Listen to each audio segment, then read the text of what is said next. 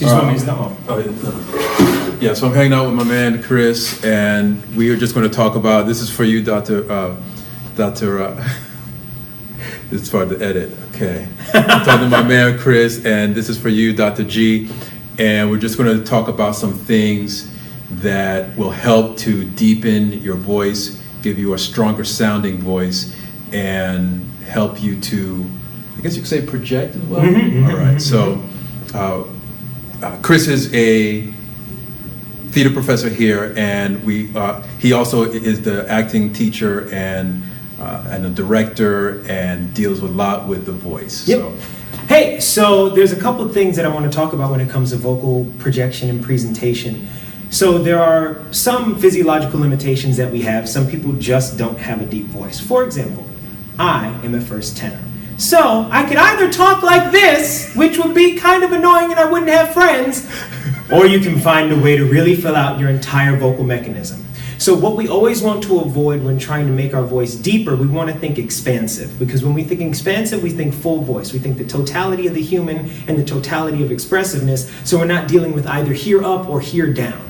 What tends to happen is when we try and make our voices deep, we tend to bear down, and it ends up doing more damage to our voice than it does good. So here's a couple keys to let you know how to make sure your voice is really resonating in a way that's effective. So the voice really is broken up, I'll just break it up simplistically into two mechanisms. We have the forward resonator and we have a chest resonator.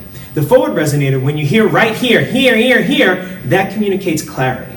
Right here, when we talk about our chest resonator and the depth of our voice, this is what communicates emotion and accesses people's feeling ability when they hear you talk. Oh, this is good. So, when we're speaking, a couple ways you can figure out, one good way is to lay on your back and understand at that moment you can't force breath up, and you want to avoid ever you're having your shoulders go just like this. You want me to demonstrate? Yeah, so we're going to lay on... I'll do it. Oh, yeah. You tell me what to do. So when you lay on your back, what happens is your breath, and you put your knees up, put your knees up, and feet on the ground. Your breath has no place to go but through the entire mechanism of your body. You can see Ruben's breath going right down. And now actually, if you put your hand right on top of your belt where your belt would be, try and send, think about mentally. A lot of these things is telling your mind where to send air.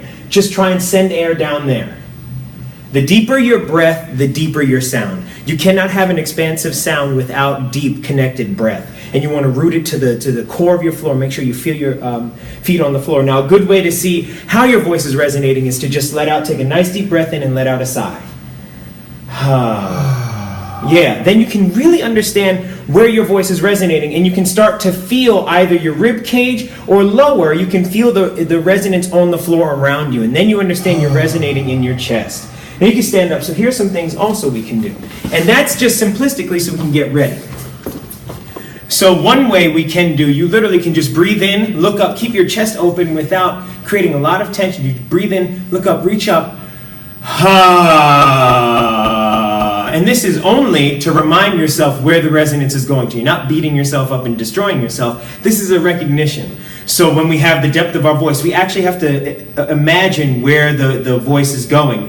And the concept, we talk about diaphragmatic breathing and breathing from the diaphragm. That is to avoid shallow breath, which makes us go.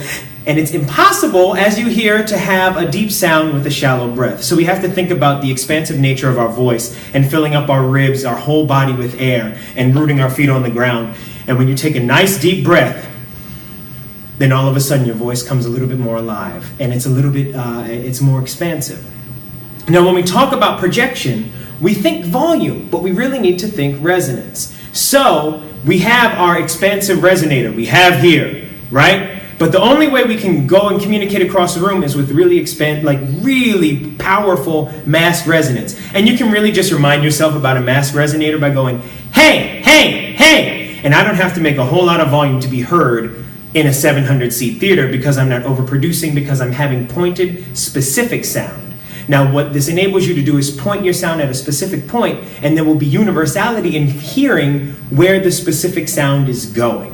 You want to avoid general loudness, because then if the direction of the voice isn't specific, then we won't get the specificity of what you're trying to communicate. Now, explain that universality part, because that might be a theater term that people don't get. So when I speak to one person, I don't necessarily have to go, Right. "Hey everybody, welcome to the class." Right. I can talk to one person at a time, point my voice, and the rest of the classroom will get it because my voice is direct and pointed, and they can hear that I'm now talking to everybody without having to spread a large amount of sound. The specificity will create a listening ability for everyone in the room.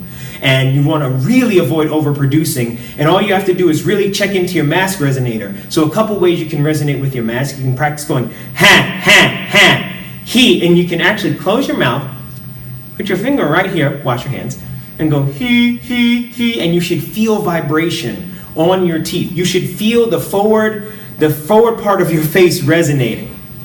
Right there. He. And you can go back to your hard palate, ha, ha, ha. And then you can go back to a chest resonator, ha.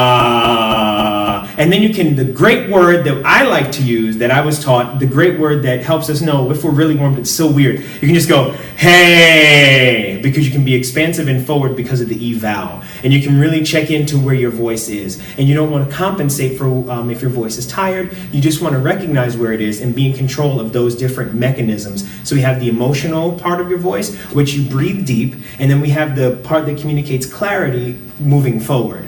So those two things together create a voice that can really carry without having to overproduce sound. Beautiful, awesome. Do you have one more exercise?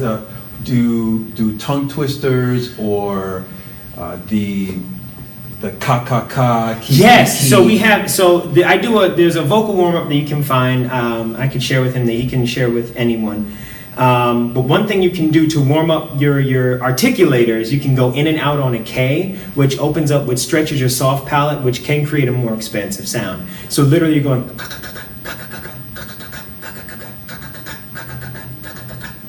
and then go from 4 to 3 to 2 to 1, and then you can add voice to it. You're dealing with cognates. You can go nga, and what you're trying to avoid here when you hear me go, you're avoiding jaw tension, and I'm not going, it's all in your tongue.